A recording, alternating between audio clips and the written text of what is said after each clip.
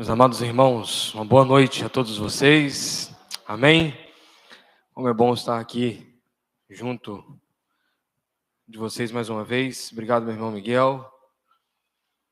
Viu, Leandro? Ele é meu amigo. Viu? Ele é meu amigo lá. O ventilador tá ligado, viu? De manhã, antes de começar a escola bíblica dominical, eu liguei o ventilador para Miguel e falei assim: viu, Miguel, como você é seu amigo?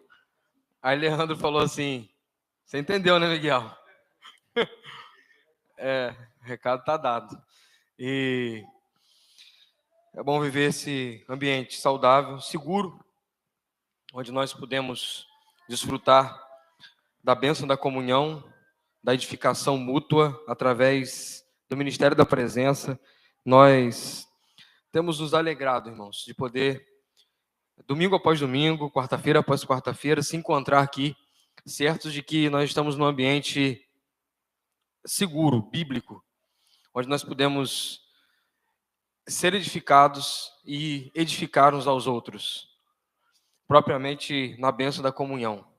E também certo estamos de que a palavra de Deus, que emana do próprio Deus, desce até o seu povo, sendo normativa e autoritativa para o viver de todo crente.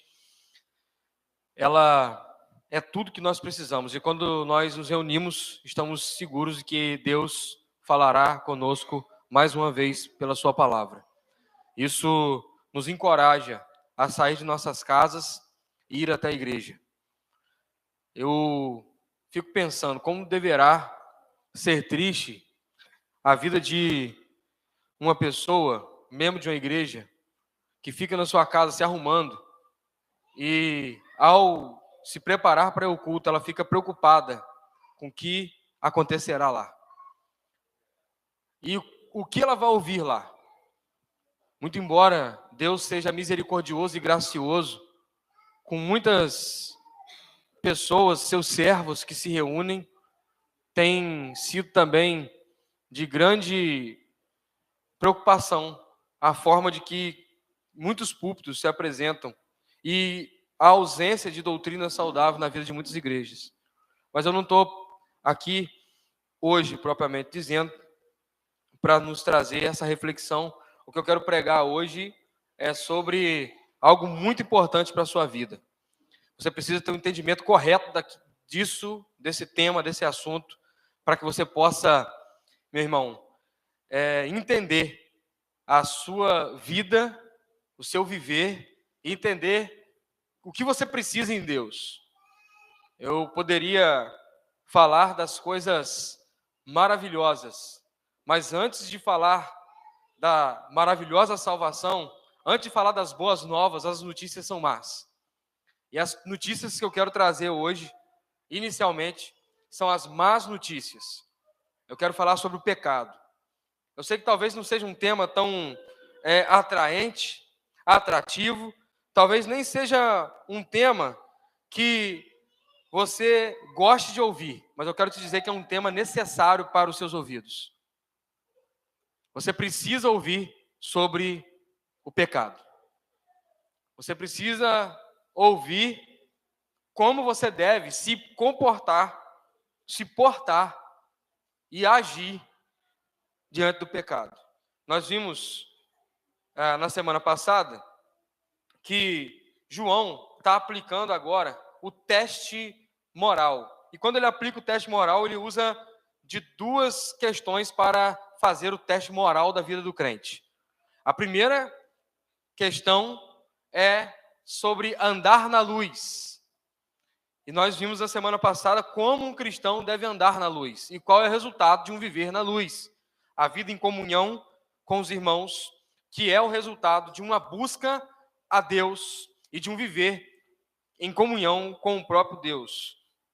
E hoje, no segundo teste moral, o teste do pecador impenitente e do pecador arrependido.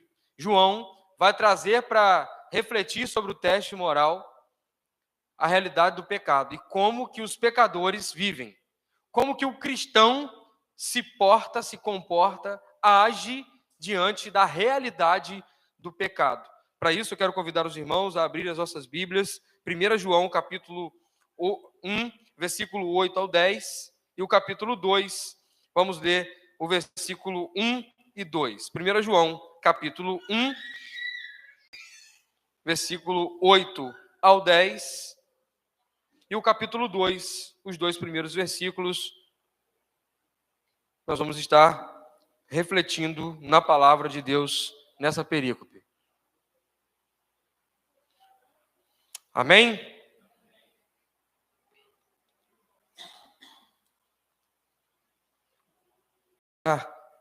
Um abraço aos nossos irmãos que estão nos acompanhando pela transmissão, dentre eles o Saulinho, né, que não pôde estar presente com a gente, né, por conta de uma emergência no trabalho, e também mandar um abraço para aqueles que sempre nos acompanham, dão um retorno, e convidar cada um dos nossos irmãos que estão nos ouvindo para nos fazer uma visita, estar aqui conosco. É muito importante, a sua visita será de enorme alegria para nós.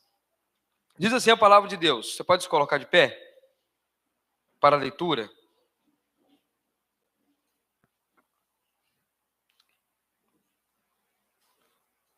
Primeira João, capítulo 1, versículo 8 ao 10 e capítulo 2, versículo 1 e 2. Estou lendo na versão corrigida fiel. Você pode acompanhar a mesma versão na tela ou, se preferir, acompanhar na sua versão mesmo que você está aí na mão. Não tem problema nenhum. Diz assim a palavra de Deus. Se dissermos que não temos pecado, enganamo-nos a nós mesmos, e não há verdade em nós. Se confessarmos os nossos pecados, Ele é fiel e justo para nos perdoar os pecados e nos purificar de toda injustiça. Se dissermos que não pecamos, fazemo-lo mentiroso, e a sua palavra não está em nós. Capítulo 2, versículo 1. Meus filhinhos, estas coisas vos escrevo, para que não pequeis. E se alguém pecar, temos um advogado para com o Pai, Jesus Cristo, o justo. Ele é a propiciação pelos nossos pecados, e não somente pelos nossos pecados, mas também pelos de todo o mundo. Até aqui podeis assentar a palavra do Senhor.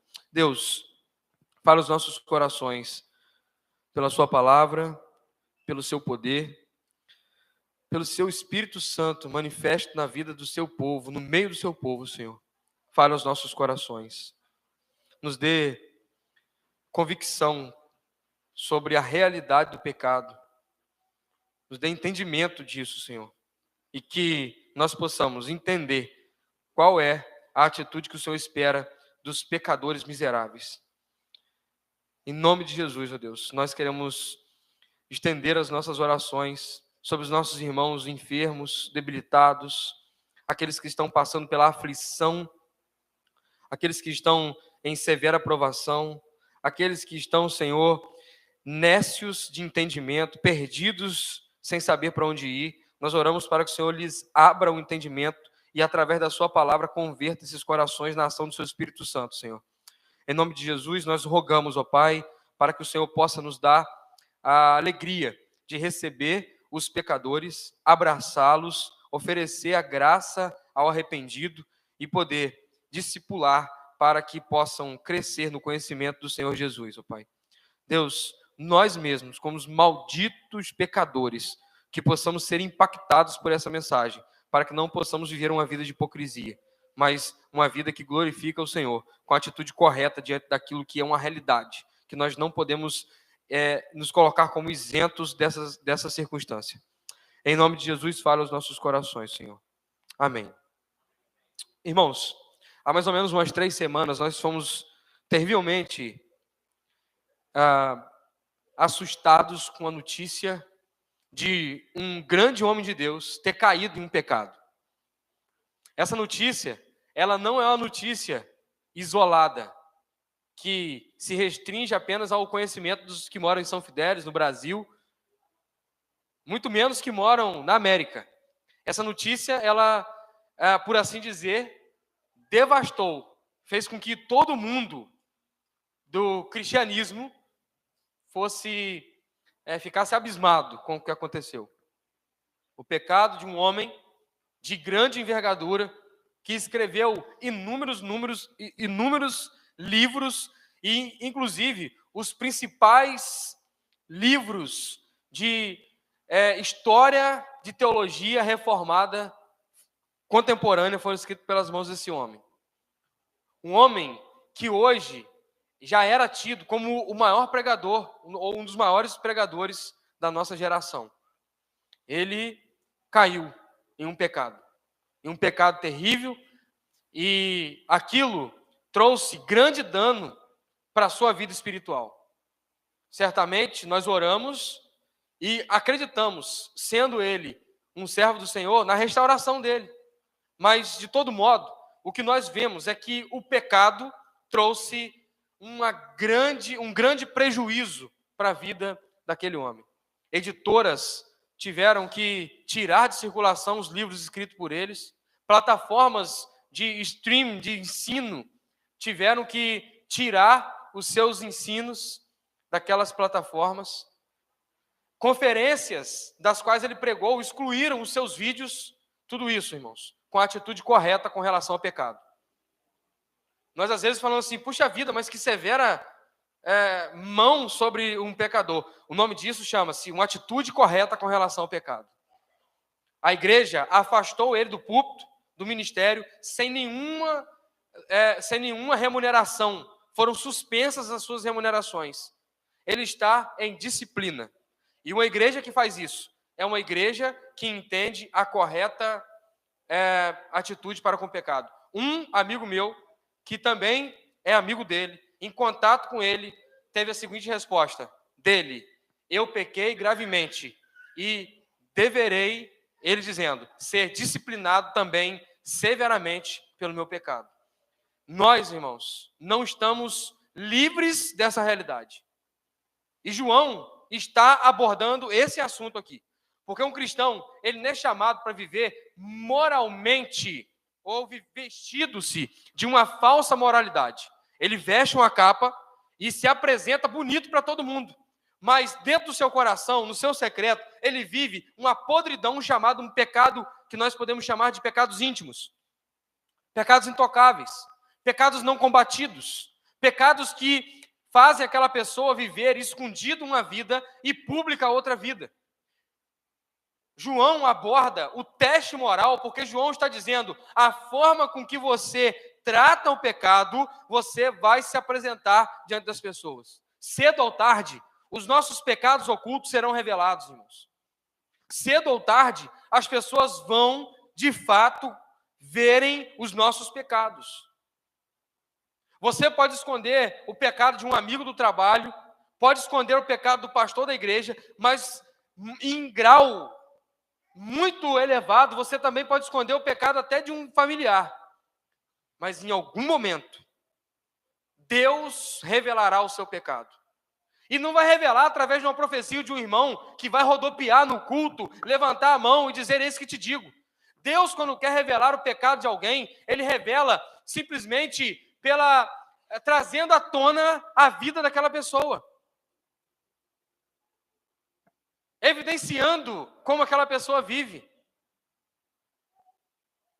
E nós estamos diante de uma situação que João nos apresenta, que é um teste sobre a realidade do pecado na vida do crente. Como o crente lida com o pecado? Como que nós devemos agir? Qual a atitude correta para com o pecado? E parece que João faz um teste aqui de múltipla escolha. João apresenta simplesmente o enunciado da pergunta assim, marque a resposta correta. Quem é um cristão de verdade? A, aquele que não tem pecado. B, aquele que confessa os pecados para remissão. C, aquele que não peca. E João apresenta um teste que vai ser um resultado prático de como uma pessoa vive. Na era do liberalismo teológico, que tudo pode, que ninguém pode tocar mais nos pecados, que pecados, inclusive, foram banidos da realidade da sociedade. Como John MacArthur disse no seu livro Sociedade Sem Pecado, a realidade do pecado está desconstruída na sociedade. Querem criar uma sociedade sem culpa, e quando se cria uma sociedade sem culpa, estão dizendo, não existe pecado. Tiraram o nome de pecado e colocaram o nome de doença. Tiraram o nome pecado e colocaram o nome de falha comportamental. Nessa realidade, um criminoso que comete um mais alto crime, ele pode simplesmente alegando que ele é um doente se esquivar da pena que ele deveria receber. Pecados como assassinato, pecados como adultério, levam pessoas a usarem da desculpa que são doentes para se esquivarem da condenação, da culpa daquilo que cometeram.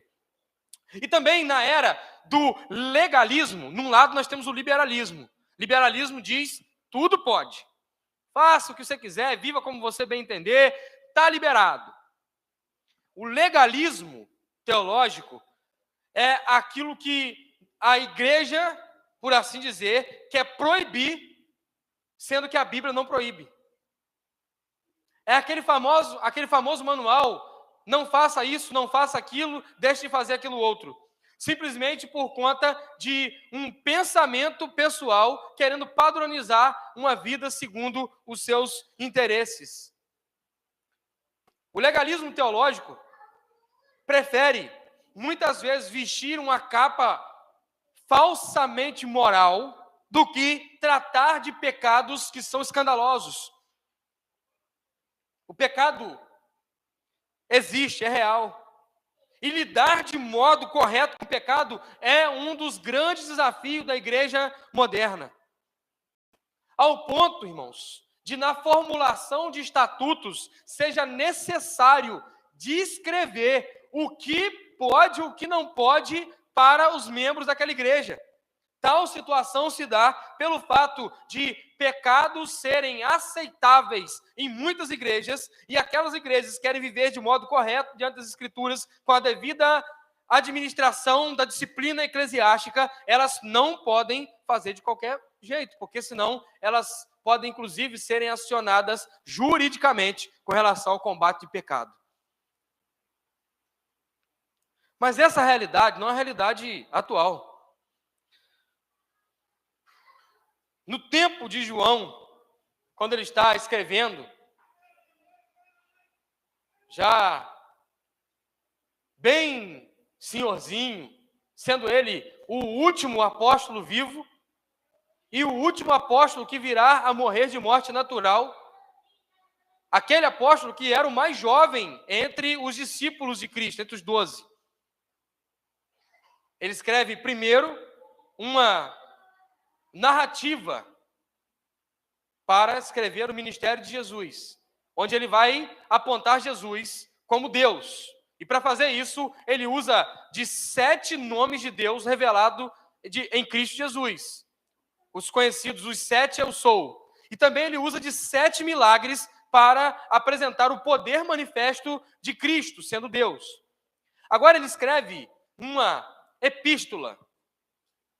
E escrevendo essa epístola, ele está apresentando a certeza que os crentes devem ter em Cristo Jesus, da salvação deles. E naquele tempo que ele estava combatendo falsos ensinos, existia um conceito chamado dualismo. O dualismo dizia que a matéria era má, totalmente má, e o espírito era totalmente bom. Então eles criavam uma dupla vida. Você vive de modo espiritual, você é um ser espiritual, e isso em você é bom. Mas a sua carne, ela é má, completamente má, e você está enfadado à desgraça na carne. Pode-se ter sucesso espiritual. Isso nasce de uma ideia da época chamada neoplatonismo, que quando foi misturado ao cristianismo, colocou em dúvida a pessoa de Jesus Cristo. e assim invalidando na vida dos crentes a possibilidade deles serem salvos plenamente. Porque se Cristo foi carne, logo, ele não foi Deus. E se os crentes vivem na carne, e a carne é má, eles serão condenados. Eles podem fazer na carne qualquer tipo de pecado, que não tem problema, não tem solução para eles. Na carne se poderia cometer todo e qualquer tipo de pecado, porque a salvação deles era algo só no espírito. O espírito deles era bom. Para você entender o que isso significa, é aquilo que você já ouviu muitas vezes. Você já ouviu muitas vezes essa filosofia por aí, porque você não prestou atenção. Vou te dizer ela. As pessoas que dizem assim, olha, o negócio é entre eu e Deus. Como eu vivo, ninguém tem nada com isso. Eu tenho certeza da minha salvação. Eu estou em paz com Deus. Aí, a pessoa adultera, a pessoa troca de marido, troca de mulher, e é membro de igreja, está tudo certo. Não tem nada a ver, irmão. O negócio é eu e Deus. Fornicação, adultério, crentes que são péssimos profissionais, crentes que tratam mal as suas esposas, mas o negócio da salvação deles é entre eles e Deus.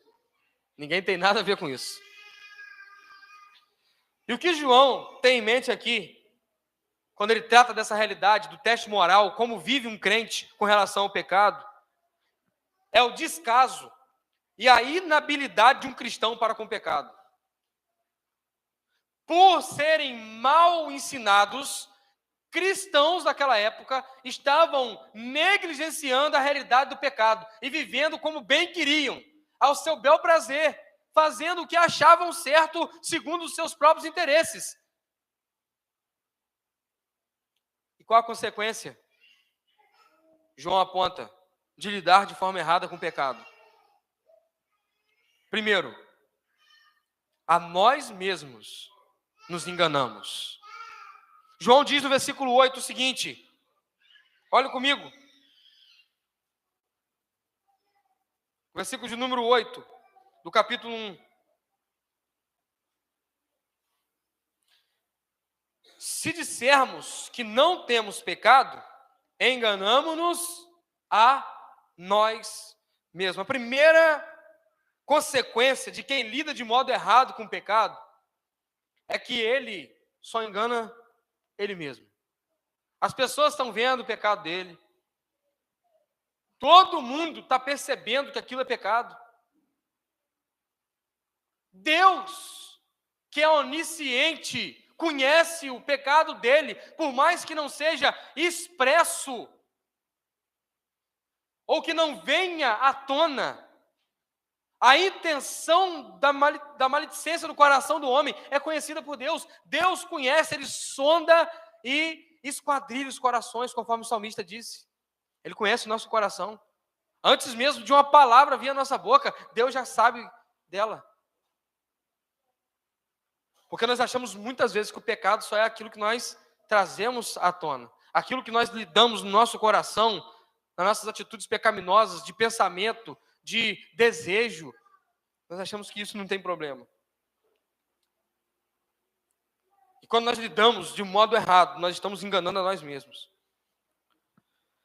Segundo, a verdade não está em nós. Olha a parte final do versículo 8. E não há verdade em nós. Se eu perguntar aqui para todo mundo, você é um mentiroso? Quem aqui assume que é um mentiroso? Ninguém levanta a mão, ninguém fala, eu sou um mentiroso. Sou um mentiroso de carteirinha. Mas quem lida com o pecado de modo inadequado sofre a consequência, primeiro, de ser ele mesmo enganado, ele não engana ninguém, e segundo, de a verdade não estar nele. E João vai abordar na atitude correta com relação ao pecado. O cristão, ele não tenta enganar ninguém. Na atitude correta com relação ao pecado, um cristão confessa o seu pecado. O que significa literalmente confessar, significa literalmente concordar com a acusação de Deus ao nosso respeito. Deus nos acusa de sermos pecadores. Deus nos mostra na sua palavra que nós somos pecadores. Romanos capítulo 3, versículo 23, diz assim: porque todos pecaram e destituídos estão da glória de Deus. Ninguém pode se levantar e falar: ah, pastor, eu não sou pecador, não. Eu não tenho pecado, não. Só alguém em delírio trêmum pode dizer uma coisa dessa. Só uma pessoa que não está bem de consciência pode se levantar e falar: eu não tenho pecado, não. Tamanho é a anestesia que muitos cristãos sofreram por conta de falso ensino com relação ao pecado, aquela doutrina que diz: tudo bem, fique tranquilo, você pode, não se culpe tanto, não se cobre tanto, você pode ter alguns deslizes, mas não tem problema. Fique tranquilo, não se culpe. Não, Deus nos acusa de sermos pecadores. Todos pecaram. Romanos capítulo 5, versículo 12 diz assim: portanto, como por um só homem entrou o pecado no mundo e pelo pecado a morte, assim também a morte passou a todos os homens, porque todos pecaram. Todos pecaram. E diante disso, nós não temos que tentar desenrolar com Deus, ou achar uma forma de sair bem dessa acusação. Deus não abre precedentes para que nós possamos ir até Ele e tentar dar uma desenrolada. Deus, sabe como é que é? Segura a onda aí. Essa acusação sobre pecado está muito severa. A palavra de Deus está fechada, o cânon bíblico está fechado. Deus diz que nós somos pecadores, e por isso nós somos pecadores. Por mais que qualquer doutrina faça chover milagres, a realidade da palavra de Deus, que diz que homens são pecadores, não será mudada.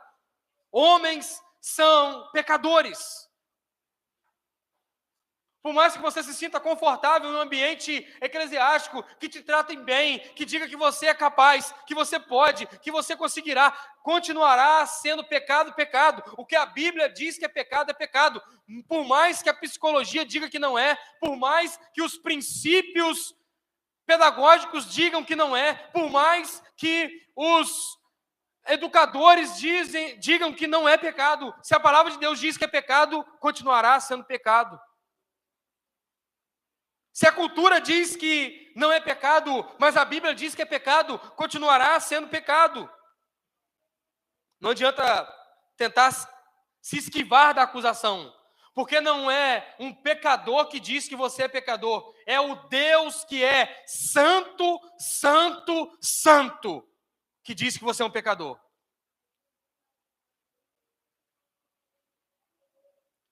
Segundo, Deus não está esperando que justifiquemos os nossos pecados. Muitas vezes, nós queremos justificar as nossas ações pecaminosas, os nossos impulsos pecaminosos, os nossos desejos pecaminosos.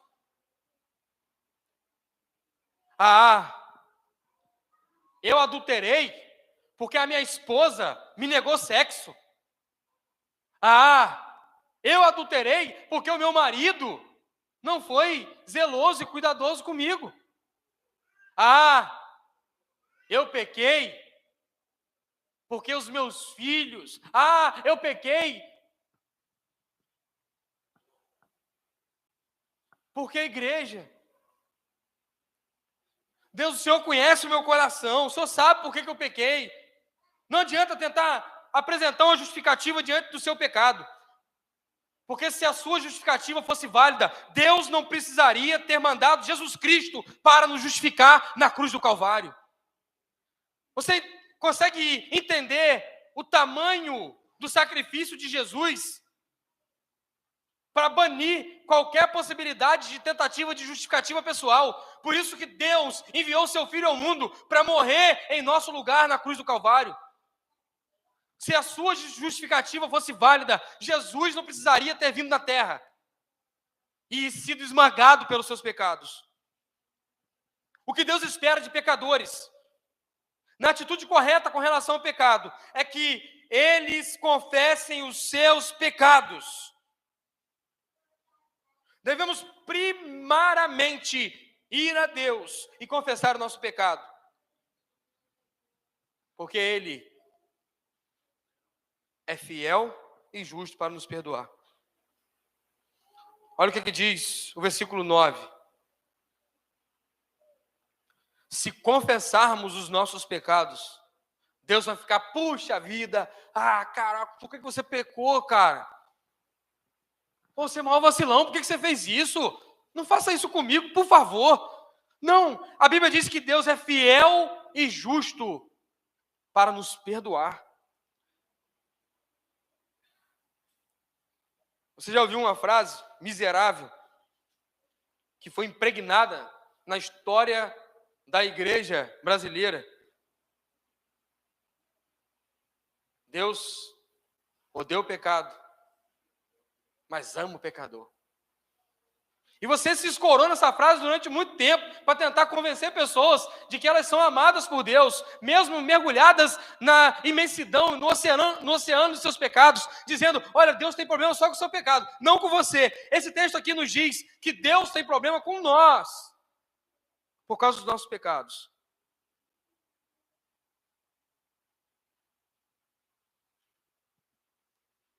Ele não pega o nosso pecado,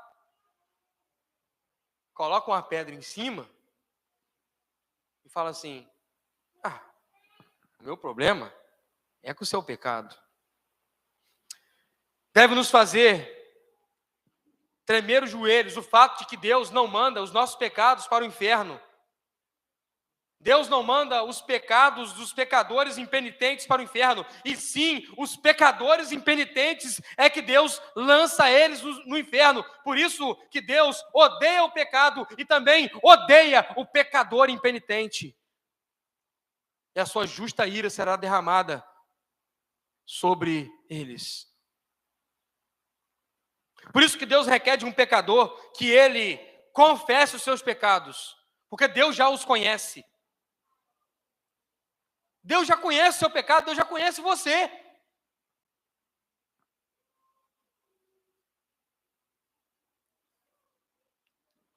A primeira atitude errada quanto ao pecado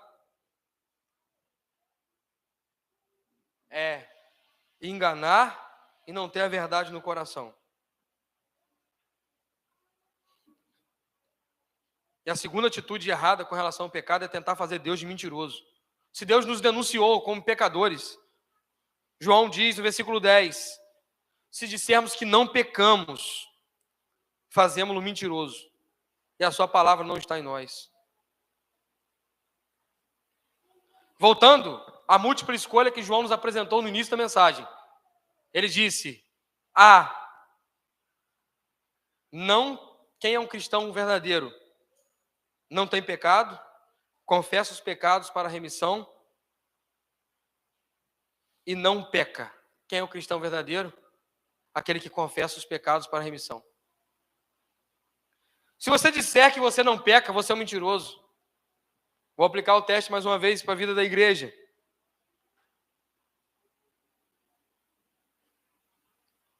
Um cristão verdadeiro é aquele que não tem pecado, aquele que confessa os seus pecados para remissão, ou aquele que não peca. Você precisa entender que o que Deus espera é que você confesse seu pecado. Você precisa voltar-se para Ele.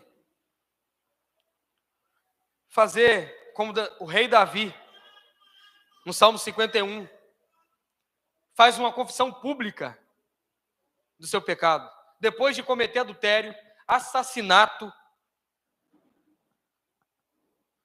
depois de ser rejeitado pelo profeta que o denuncia, Davi não tenta justificar o seu pecado. Davi não tenta falar, Deus, mas eu sou o rei. Olha tudo que o Senhor fez através de mim. Olha tudo que eu tenho feito. Davi, ele confessa publicamente o seu pecado. E o verso 4, eu quero dar destaque, ele diz, eu pequei contra ti, e somente contra ti eu fiz o que era mal à tua vista. Davi não disse, Senhor, olha bem, eu estou aqui, eu sou um pecador, mas desconsidero o meu pecado. Não, eu fiz o que era mal à sua vista. O filho pródigo, em Lucas capítulo 15, versículo 22, disse, pequei contra o céu e perante ti, numa atitude de confissão. Um crente voluntariamente precisa ir a Deus e confessar os seus pecados, atraído pelo Espírito Santo. E ele também, à luz de Tiago, capítulo 5, versículo 16, pode confessar os seus pecados uns aos outros e orar uns pelos outros para que sareis. A oração feita por um justo pode muito os seus efeitos. A busca de todo cristão verdadeiro, então, irmãos, deve ser, diante dessa realidade de pecado, não tentar dizer que não tem pecado e não tentar dizer que não corre o risco, não comete pecado, mas é confessar o pecado. Por isso, o penúltimo passo dessa exposição que eu trago aos irmãos, virando para o capítulo 2, versículo 1, João nos mostra algo que nós precisamos aprender a lidar. Porque se temos graça para sermos salvos, se somos pecadores mesmo de fato, o que Deus quer que nós confessemos, então a gente pode fiar o pé no pecado e depois só confessar a Deus, está tudo certo.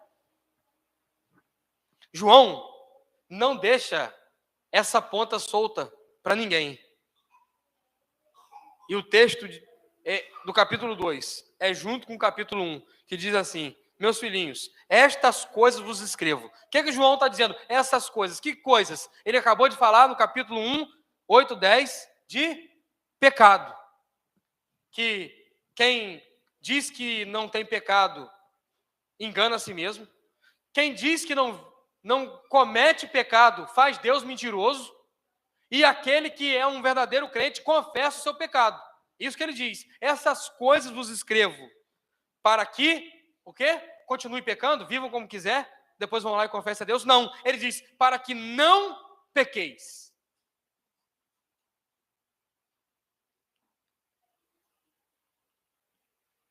Irmãos, um cristão verdadeiro peca, sim ou não? Ainda tem gente com medo de falar, Júnior. Um cristão verdadeiro peca, sim ou não? Agora, um cristão verdadeiro deveria pecar, sim ou não? Teve uma divisão aí, eu escutei. Um cristão verdadeiro deveria pecar? Não, quero ouvir, irmãos. Sim ou não? Não. E é isso que João está nos apresentando aqui, irmãos. João não está dando aos seus leitores uma condição de pecarem e ter uma válvula de escape, uma salvaguarda no versículo 9. Peco, confesso, está tudo certo. É o que o romanismo pregou e prega. Que o fiel romanista vai lá, vive a sua vida como bem quer, comete seus pecados, mas numa atitude cerimonial, ela vai lá e confessa o seu pecado para o sacerdote, que lhe dá uma descrição de penitência e está tudo resolvido. Não é isso que a palavra de Deus diz. A palavra de Deus chama os cristãos a uma vida de santidade, a fugir do pecado, para que não pequeis. Eu preciso entender que eu tenho um Deus fiel, justo, que me comprou na cruz do Calvário, e eu não sou mais escravo da lei, não sou mais escravo do pecado, eu sou livre.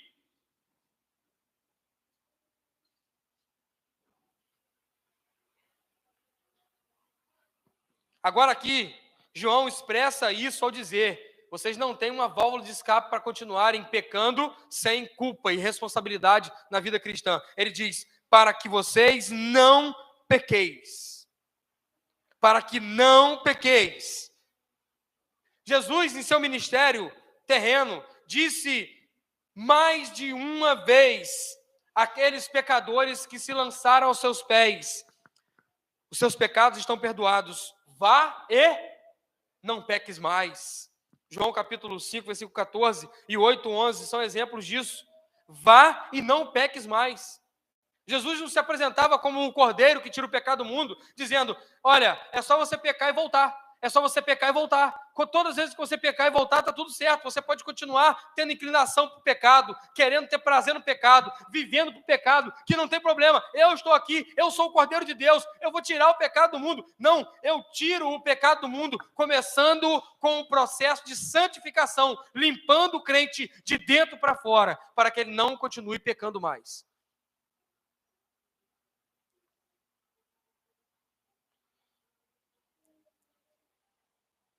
Então, eu caminho para a conclusão do versículo 1, parte B, que João nos apresenta a garantia que nós temos com relação ao pecado. E o que nós temos em Deus quando nós passamos a agir de modo correto com relação ao nosso pecado. Porque muitas vezes o que nos incomoda é o pecado do nosso irmão, não o nosso pecado. Muitas vezes o que nos incomoda é o pecado do nosso cônjuge, não o nosso pecado. Muitas vezes o que nos incomoda é o pecado lá na igreja do Arraial. Ah, aquilo lá não. Mas aqui é a nossa realidade, irmãos. A nossa realidade eclesiológica, a nossa realidade da ortopraxia precisa nos alertar com relação ao nosso viver. É isso que tem que nos incomodar. Os mínimos pecados, as mínimas ações que nós sabemos que não estão orientadas pela palavra de Deus. As mínimas atitudes que nós sabemos que não são orientações bíblicas. A mínima forma que um cristão bate no peito e diz: eu vivo a si mesmo. Se a Bíblia condena, precisa ser tratada, disciplinada. E assim nós construiremos uma disciplina eclesiástica onde cristãos querem levar Deus a sério. E Deus não brinca com o pecado deles. Ele diz primeiro: para aquele que confessa o seu pecado. Jesus é um advogado justo. Olha o versículo 1 do capítulo 2. Se acontecer um acidente, consideremos o fato ocorrido, que eu citei no início da pregação como um acidente. Se foi um acidente, há um advogado. Há um advogado que não vai produzir uma amnésia na vida dos outros para esquecerem o seu pecado, não. E muito menos vai validar o que você fez, deixando você continuar autenticamente sendo, por exemplo, um líder de uma igreja. O que Jesus faz, nesse caso, é ser um advogado justo que vai dizer: o meu sangue foi derramado por esse eleito. O pecado manchou a vida e o ministério, mas há uma garantia de salvação para a vida dele por causa de Cristo. Por mais, eu sei que existem bons advogados aí em São Fidélis. E, lamentavelmente, os melhores advogados são aqueles advogados de vida dúbia, complicada. Né? Tem boa argumentação, trata o processo, consegue articular, mas, por mais bom que seja, ninguém é o justo, senão Cristo Jesus. O justo. Porque nós podemos ter a atitude correta com relação ao pecado sem medo daquilo que vai nos acontecer.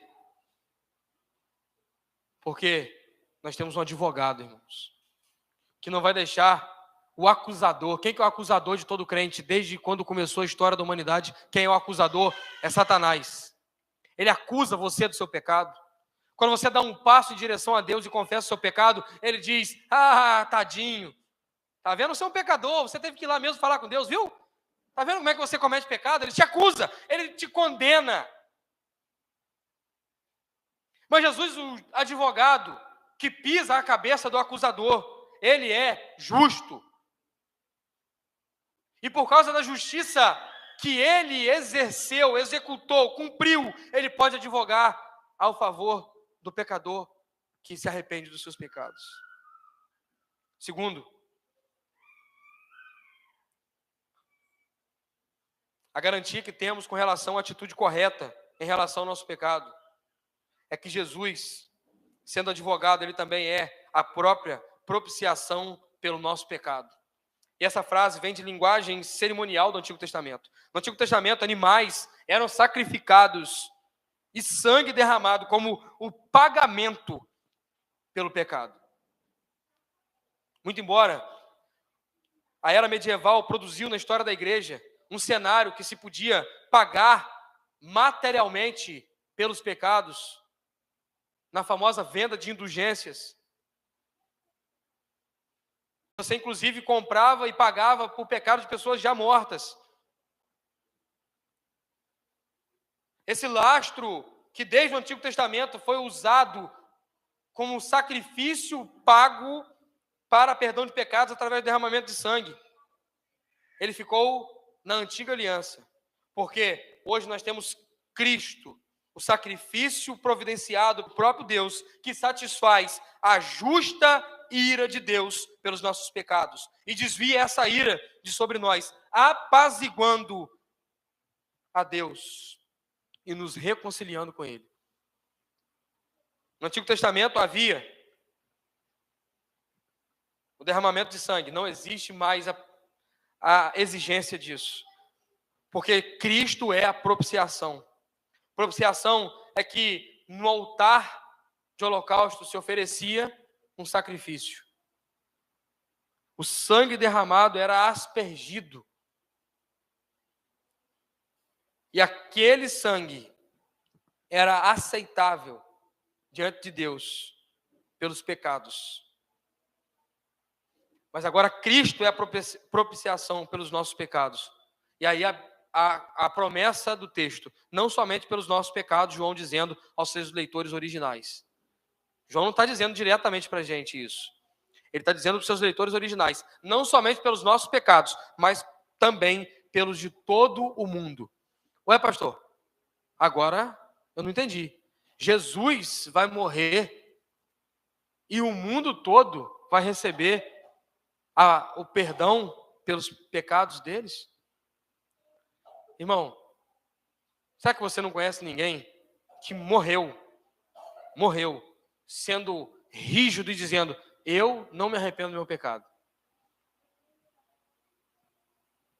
Você acha que todo mundo que morreu até hoje, na história da humanidade, morreu aceitando ou se entregando a Cristo, entendendo o sacrifício dele? Aí você precisa escolher, diante desse fato, se você acreditar nisso. Ou o sangue de Jesus foi fraco, não forte o suficiente para salvar ele, ou então você precisa entender que Deus é o Deus que elege os seus santos. E o pecado de Jesus, o sangue de Jesus é derramado pelo pecado dos eleitos. E todo mundo aqui, o texto significa o seguinte, irmãos, olha para me ilustrar bem o que isso significa. Se chegar aqui e dizer assim: irmãos, Helena falou que vai pagar o meu lanche hoje depois do culto, né?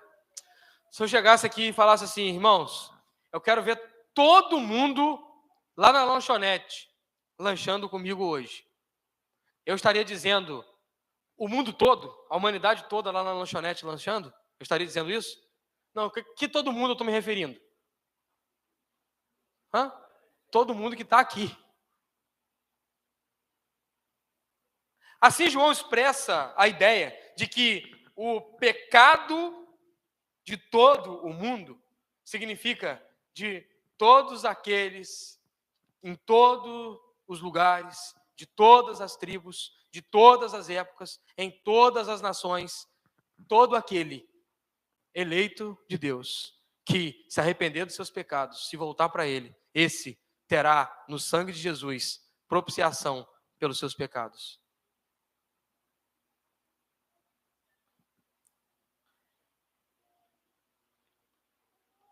Quero concluir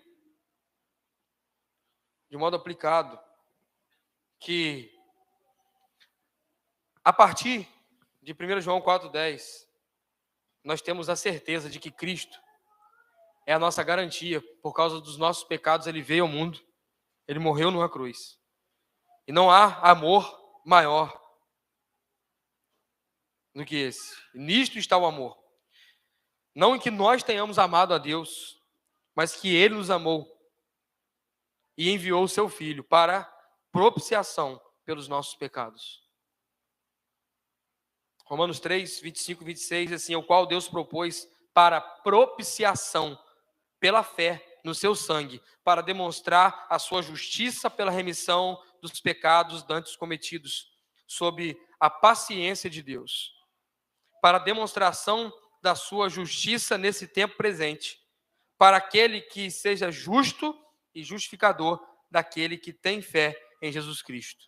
Esse texto aqui é emblemático, porque Paulo diz: aqueles pecados cometidos lá no passado, para aqueles que aguardavam a expectativa da vinda do Filho de Deus, Deus enviou o seu Filho e propôs propiciação para demonstrar justiça pela remissão dos pecados dantes cometidos, sob a paciência de Deus, para a demonstração da justiça no tempo presente, na era de Paulo. Paulo está dizendo, nesse tempo, os pecadores são salvos somente por Cristo, no passado, somente foram salvos por Cristo, e no futuro, somente por Cristo, justo e justificador daquele que tem fé em Jesus. 2 Pedro, capítulo 2, versículo 24, diz assim: levando ele mesmo, seu corpo, os nossos pecados sobre o madeiro, para que, mortos para os pecados, pudéssemos viver para a justiça, e pelas suas feridas fosse sarados.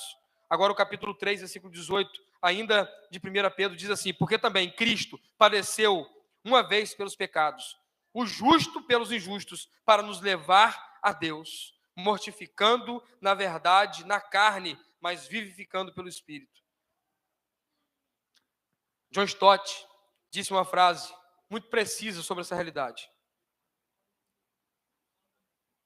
Eu fiz uma pergunta quando comecei a exposição de 1 João. Quando Jesus veio ao mundo, Ele nos comprou. E nos comprou de quem?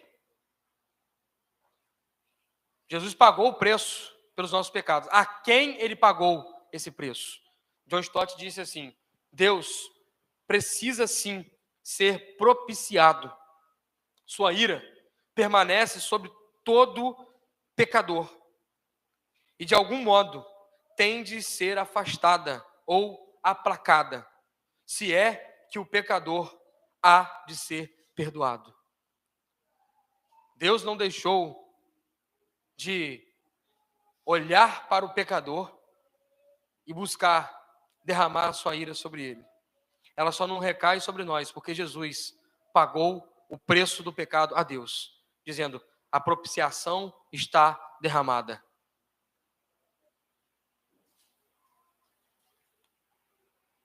Aplicações finais. João deu à igreja cristã um teste penetrante, pelo qual os crentes de todas as épocas podem avaliar o ensino de novos mestres. Qualquer líder religioso, preste atenção, porque isso aqui é significativo para a sua vida, para aquilo que você ouve, aquilo que você se deixa levar de ensino. Qualquer líder religioso que venha negar a pecaminosidade do homem ou diminuir a seriedade do pecado, os seus efeitos, é mentiroso. A verdade não está nele e ele está fazendo Deus parecer um verdadeiro mentiroso. julgando por esse critério, o ensino de muitos pastores e de muitos segmentos hoje em dia se revela como uma religião produzida pela imaginação e astúcia do homem. E ela contraria a revelação de Deus.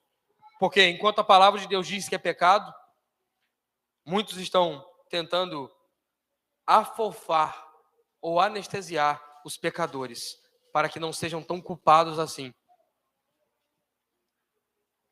Infelizmente, a doutrina do pecado, chamado harmatiologia, e o chamado à retidão tem sido tirado de muitos púlpitos e de movimentos evangélicos no Brasil. Isso se dá pela vontade de muitos entreterem pecadores para que as suas igrejas continuem cheias. Fica aqui, tem um pecado? Meu irmão, segura a onda, nós vamos lidar com essa situação aí, deixa abaixo. Eu e Alcimara passamos por uma terrível experiência, diante de um pecado escandaloso, que haveria de afetar toda a cidade. Um líder religioso da nossa cidade nos chamou e nos disse assim: existem coisas que é melhor a gente tentar tratar internamente, deixando isso quieto, não se envolvendo com isso, porque pode ser que o pecador se revolte e traga consequências ainda piores com relação àquela atitude. Nós não temos que fazer isso, irmãos. O pecado tem que ser tratado. E pecado não é tratado se ele não vier à tona, se ele não for denunciado. Consequência, o resultado daquela situação foi que, de fato, houve um desastre que poderia ter sido evitado se o pecado fosse tratado. Deus não quer desculpas. E eu imagino que a ira de Deus se acende em dobrada medida sobre aqueles que tentam fazer ele mentiroso, dizendo: ah, isso não é pecado não, isso não tem nada a ver. Você já ouviu o crente falando assim? Não tem nada a ver, pastor. Que isso, irmão? Não tem nada a ver.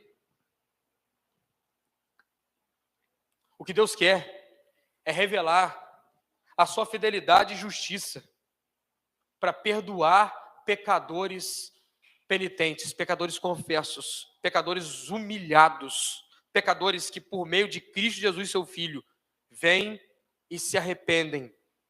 E esse, seu Filho, Jesus Cristo, sendo advogado fiel e sacrifício perfeito, manifesta perdão e graça para o pecador.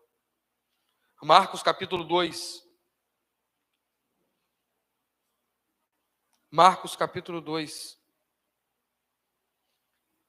Versículo 17, diz assim: Jesus, tendo ouvido isso, disse-lhes: os sãos não necessitam de médico, mas sim os que estão doentes.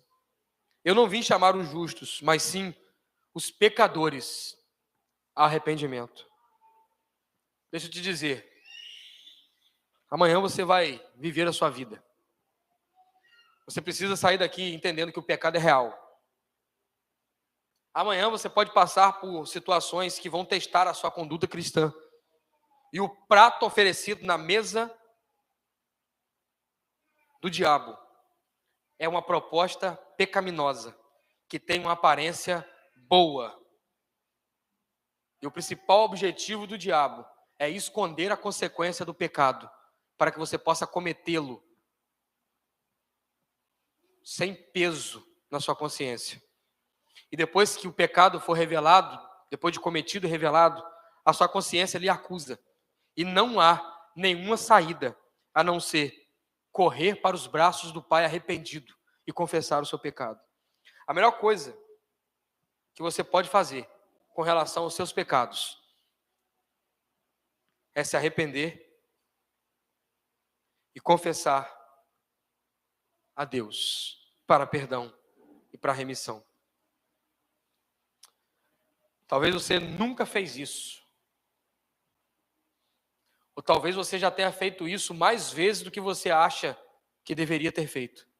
Mas eu quero dizer, há mais uma oportunidade para o vil pecador. Arrependa-se, creia no Evangelho, volte para Jesus Cristo. Nele há perdão e graça, a salvação para o pecador que se arrepende. Amém? Feche seus olhos. Deus, há aqui diante do Senhor pecadores. Talvez pecadores que ainda não tenham entendido que precisam urgentemente de um Salvador. E também pecadores que sabem que tem um Salvador maravilhoso. E por isso se arrependem dos seus pecados e voltam ao Senhor dizendo: Senhor, tenha misericórdia de mim, me livra do meu pecado.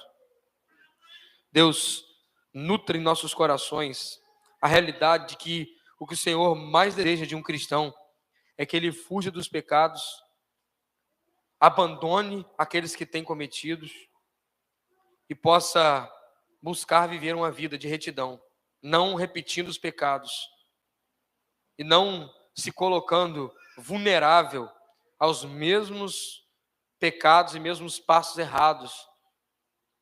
Ó Deus, que o Senhor possa nos trazer uma consciência esmagadora com relação ao pecado e que nós possamos lidar de modo correto com o pecado, que é fugindo dele, não sendo negligente com o fato de sermos pecadores e muito menos sendo pecadores que tentam se esconder do Senhor, mas que a nossa vida possa ser uma vida que os pecadores que reconhecem seus pecados voltam ao Senhor e confessam os seus pecados. Por isso nós confessamos o nosso pecado diante do Senhor e pedimos ao Senhor: tenha misericórdia de nós, por Cristo Jesus, o nosso advogado e propiciação plena que satisfaz a sua ira. Nós oramos. Amém e amém.